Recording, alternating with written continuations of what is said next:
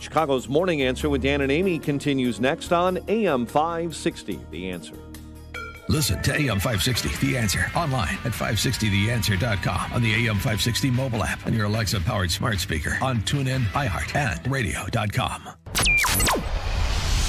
This is Chicago's Morning Answer with Dan Proft and Amy Jacobson on AM 560, The Answer.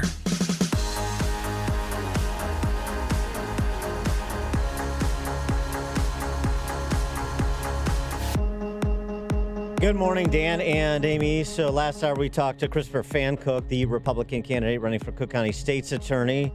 A little bit more local preview with federal national implications this hour, again with Illinois' primary this coming Tuesday. We're talking to the leading candidates vying to take on Lauren Underwood and help the GOP take back the House this fall. We'll hear from the bottom of the hour, Jim Oberweis, before him, Catalina Lauf, and right now, Ted Gradel. All three are Republican candidates, again, vying to take on Lauren Underwood in the Western Burbs, one of the two GOP seats that were lost in 2018, try and get those Republican-leaning seats back and help Kevin McCarthy become Speaker of the House. So let's get right to it with Ted Gradel. He is the coach of the Illinois Rockets basketball club. Oh, really? He identifies himself. And as I said, a GOP candidate. Also, you've heard on his commercials on the air, a former kicker for the Fighting Irish.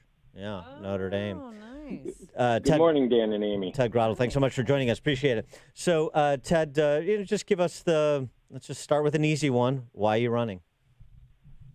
Well, after that 2018 election, when Congressman Holkren got defeated by Lauren Underwood, that was a real wake-up call for me. I'd been watching our country, the progressive left, the far left, push an increasingly radical agenda nationally. And then I realized locally we were now going to be represented by someone who I believed did not truly adhere to the values of our community, and her voting record has proven that to be the case. But that got me off the sidelines.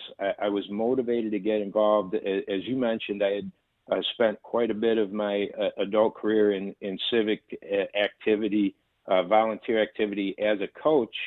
And I was a former kicker. I was a walk-on kicker and earned the starting role for Coach Lou Holtz back at Notre Dame. But I've been in the Chicago area. Right. Teddy. As a walk-on and then to play. The year after, I ended up starting the entire season of 1987 when Tim Brown won the Heisman Trophy, and I was the team's leading scorer that year. And then the next year they did win the national championship. Look at he's a Rudy. So you're saying you're better than Tim Brown? Is that what I just heard? I scored more points that year. So yeah, you're better. Draw your own conclusions. Sure, of course. Maybe do the math. Heisman voters got it wrong. When is a kicker going to get their due? College football win a Heisman Trophy. All right. But playing for Coach Holtz was amazing. He pushed us, challenged us individually to be our best. But then he also got us working together as a team for that higher common goal. And, when you watch what's going on, certainly in Illinois right now, it's very concerning, the path we're on financially and what's going on in the country. I mean, we need more of that mindset getting involved. By the way, just a quick, because I love this Lou Holtz formulation, right? Everyone needs four things in life: something to do, someone to believe in, someone to love, and something to hope for. And that's a good. Those are the four buckets that everybody has to fill. I do like that. So Republican Party politics. Your first run for office. You haven't been shy about throwing some sharp elbows, and that's the nature of campaigns. But with respect to Oberweis, I got to ask you about some of the mail and commercials that have been put out, where you seem to sort of suggest that Jim Oberweis is some sort of Madigan stooge, took money from Madigan's special interest allies and Madigan's disgraced, quote-unquote, most trusted advisor. I mean, anti-Trumper. Do you really think that Jim Oberweis is some sort of shill for the Democrat Party? Well, so our commercials that are running on TV and radio are the commercial I have, I think you alluded to, is 100% positive commercial. So there are other outside groups involved in this race. which we don't have anything to do with. And so what I do think is the 10 years the 10 years preceding from 10 years ago until now, we've watched Illinois be controlled by Mike Madigan. He's controlling so much. The Madigan machine has been in power for 35 years in this state. And I believe it's time for some new ideas and new leadership to get involved and stand up to that. And I think if voters, want to see a change, I'm their candidate. But I mean, I know that these are outside groups, but they're outside groups that are obviously supporting you, and we all understand that little two-step how that works. Even though I'm sure you're not coordinating, and it's all legal and all by the board. The idea is, I mean, not just Jim Oberweis, but the candidates you're running against, Catalina Lav, Sue Rezin, et cetera. I mean, do you believe any of them is some sort of double agent for Madigan and the Democrats, or you just think you're the best candidate? Because there's a difference. Right. Yeah, I don't think I'd use the term double agent or anything like that, but I just think we need to be stronger as a state right now. I talk a lot about state issues in front of voters at meet and greets, when I'm knocking doors, and in some of my literature. And I sometimes get criticized for that, but I'm a resident of this state, and I'm concerned because when I talk to business leaders, they're saying, we'd like to expand, we'd like to hire more people, but we're thinking about doing it at one of our other locations outside of Illinois. And so we need people that are going to stand strong. And I'm not sure we've had that from the Republican side these last 10 years. Are you a pro-Trumper? I do support President Trump. I think his America First agenda has been overdue, and I'm sure we'll talk about coronavirus a little bit more as we move through this, but that's a great example of why we need to bring manufacturing, bring our control of our supply chain back here to the United States. You look at what President Trump's done with the judicial branch, and now, well over 200 judges appointed at the federal level, what he's done with some of the trade deals, and finally putting America in a position to be first and not alone. I think that's the big difference. It's not doing this alone. It's doing it in partnership with other countries. Border security. Apprehensions at our southern border have decreased by 70% since the high point last May, because we're working closely with Mexico, with Honduras, Guatemala, El Salvador. We're partnering with other countries, but our policies are now what's best for the American people, and a strong America is what's best for the world. So I do support President Trump in all those endeavors. The Republicans left in Illinois are desperate to have a conservative reform standard bearer in a leadership position. Obviously, being a member of Congress is such a position. Why are you the best matchup against Lauren Underwood in terms of taking that seat back? Why are you the most electable?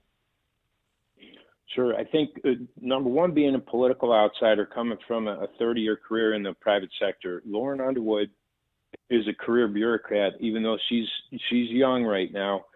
She worked for the Obama administration in Health and Human Services, helping roll out the Affordable Care Act. And she's spent her entire life in Washington, D.C. Her policies, when you hear how she talks, it's always about sending more resources, more power, concentrating more power at the federal level. My philosophy is that government's role at the national level is security, safety of the American people, and then putting a structure in place for the private sector to thrive and getting out of the way. And Lauren Underwood does not believe in that. She believes in concentrating power in D.C.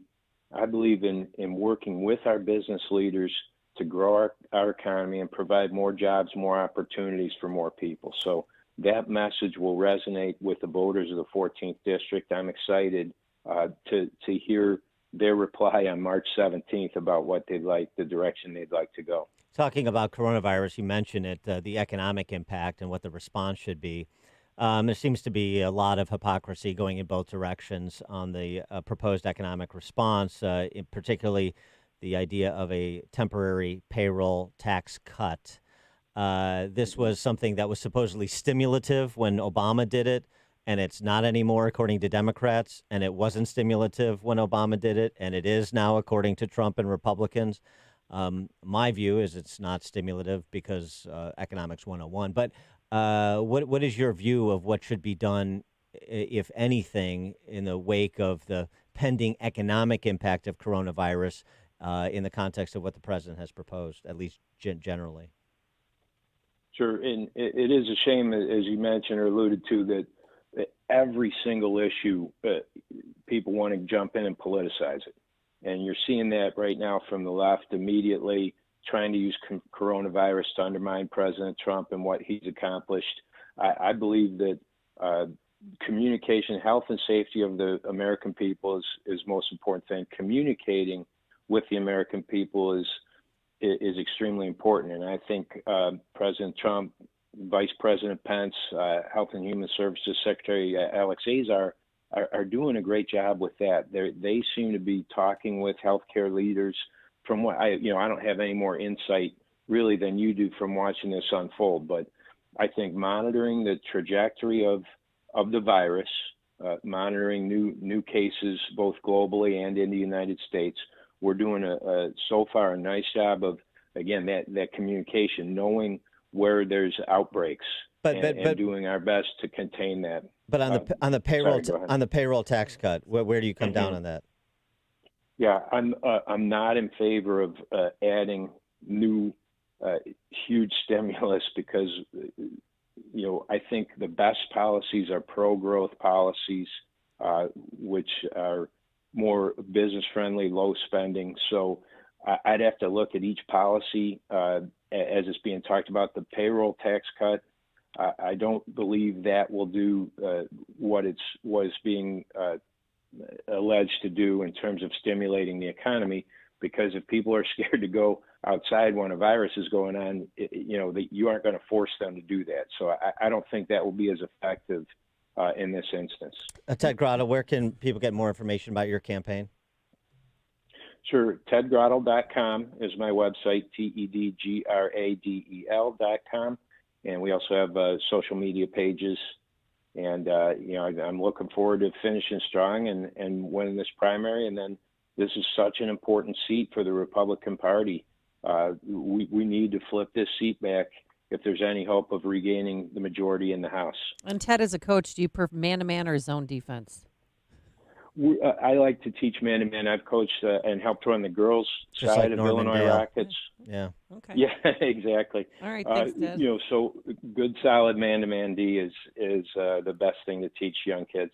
Ted Gradel, coach of the Illinois Rockets basketball club, first-time Republican candidate. He is a Republican candidate for Congress in the 14th District, on the ballot on Tuesday. Ted Gradel, GRADEL.com is the website. Ted, thanks so much for joining us. Good luck on Tuesday.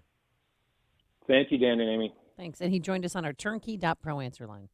You're listening to Chicago's Morning Answer with Dan Proft and Amy Jacobson on AM 560. The Answer. The following is a paid political announcement. Hello, I'm Dr. Willie Wilson, and it's time for reparations. Reparations for the black community are bigger than a single check.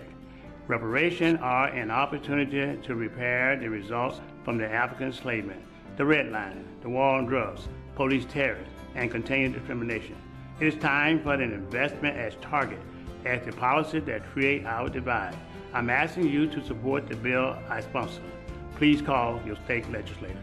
Paid for by drwilliewilsonfoundation.org. Hi, I'm Dr. Willie Wilson, and I've dedicated my life in the service of others. As Reverend Dr. Martin Luther King Jr. said, life's most pressing and urgent question is, what are you doing for others? By supporting the reparation bill, I am working for the descendants of slaves to gain generation wealth